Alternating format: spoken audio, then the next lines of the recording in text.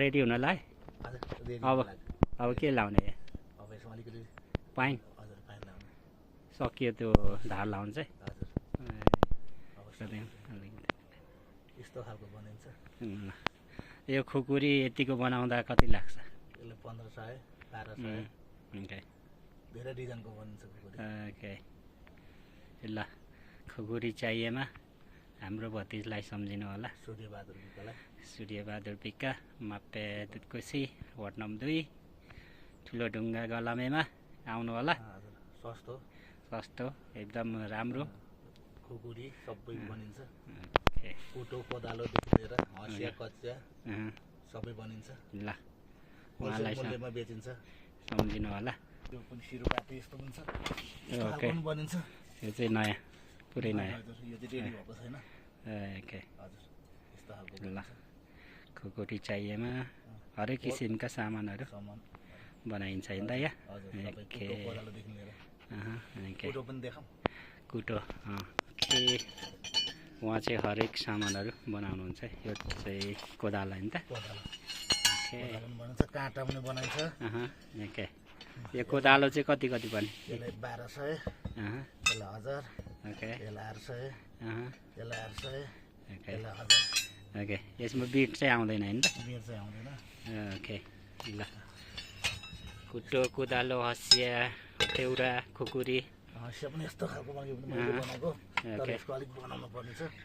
Okay so ल हरेक किसिमका सामान बनाउनको लागि हाम्रो भतिज सूर्यबहादुर विक्कलाई सम्झिनु होला। ओके राम्रो बनाइन्छ। ओके तपाईँले म एउटा राम्रो खुकुरी भनेपछि बनाएर ओके ओके ठिक छ। यो चाहिँ बनाउने ठाउँ पकाउने ठाउँ। यो चाहिँ पुरानै डिजाइनको अझै पनि काम भइरहेछ। यो चाहिँ पाइन लाउने रे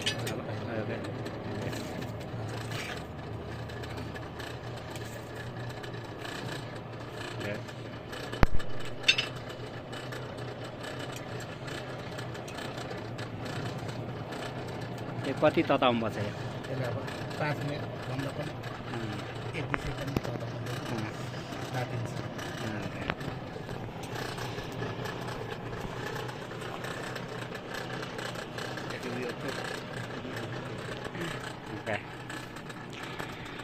हाम्रो भतिज हिरो हुनुहुन्छ नि। काम पनि एक्सलेन्ट मान्छे नै हिरो हुनुहुन्छ। ल ल यसरी यहाँ चाहिँ बनाइन्छ है। अब यहाँ चाहिँ पाइन लाउने काम भइरहेछ। पहिला चाहिँ यसरी तताउनु पर्ने हुन्छ।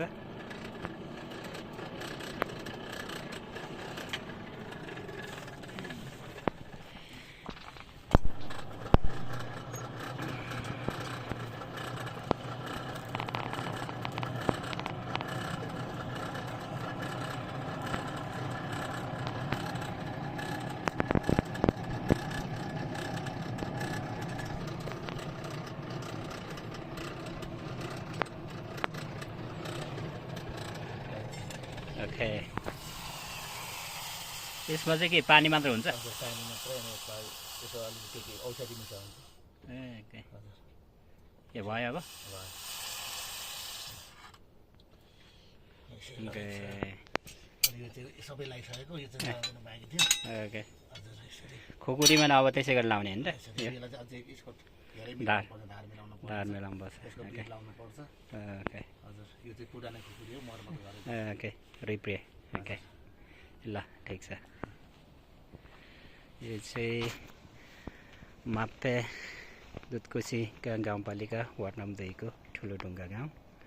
यो देखिने गाउँ ठुलो ढुङ्गा गाउँभन्दा अलिकति माथि यो चाहिँ गलामे भन्ने ठाउँमा